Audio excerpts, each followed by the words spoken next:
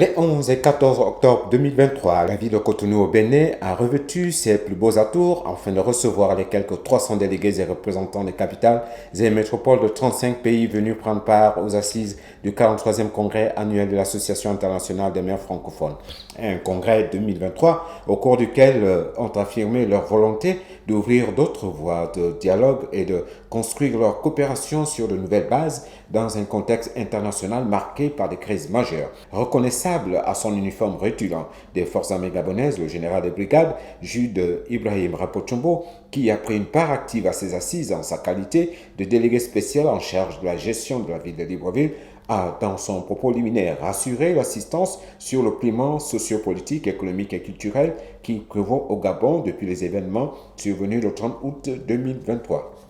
Mesdames, Messieurs, le 30 août 2023, les forces de défense et de sécurité gabonaises réunies ont pris le contrôle du pouvoir exécutif suite à la manipulation orchestrée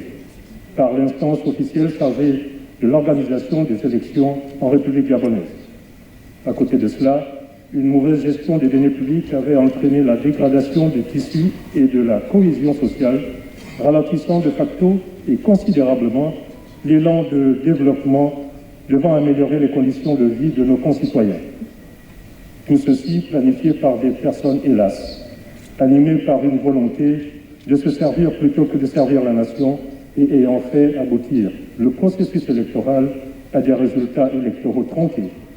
Maintenant ainsi le Gabon dans un environnement de tension économique, politique,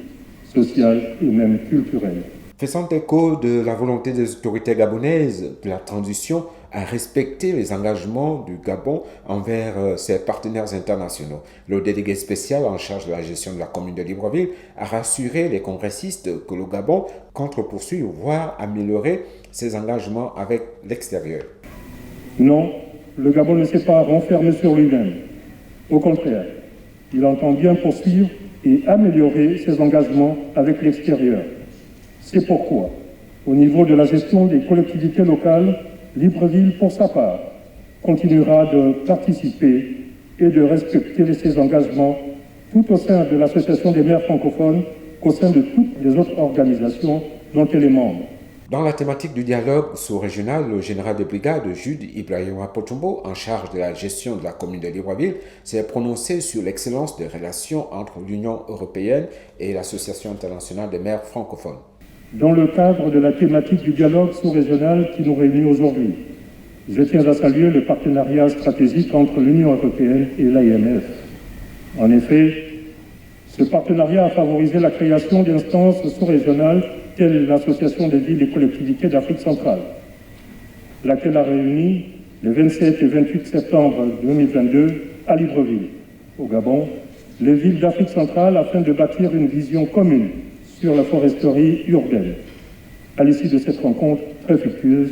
il a été principalement convenu d'arrimer les cadres législatifs et réglementaires afin de faciliter la mise en œuvre des projets régionaux transversaux devant impacter la vie de nos concitoyens.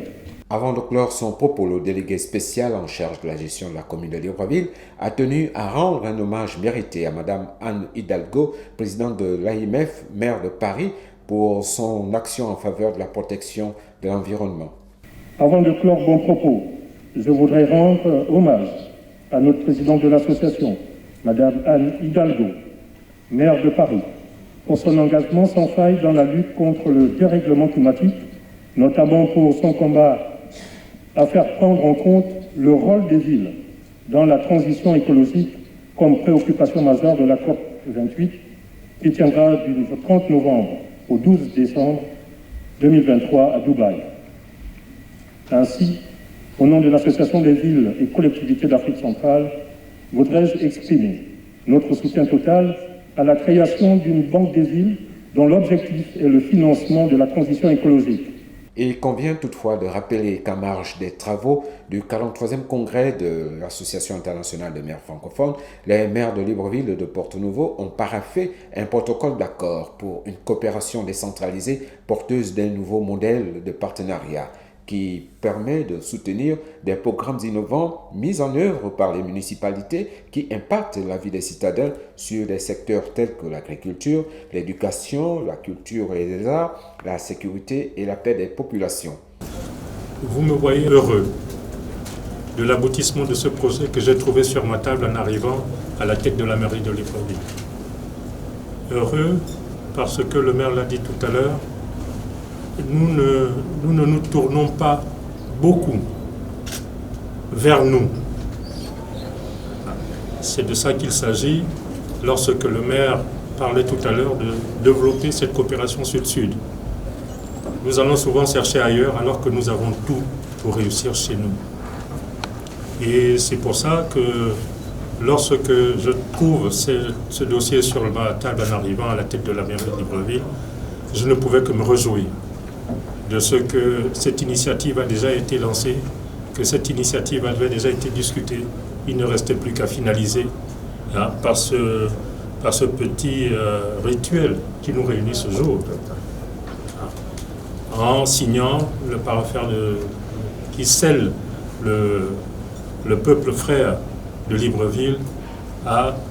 celui de Porto-Novo. Visiblement satisfait des travaux de ses assises, le général des brigades, Jude Ibrahim Rapotombo, a réaffirmé sa volonté de collaborer avec tous les membres du réseau de l'Association internationale des maires francophones.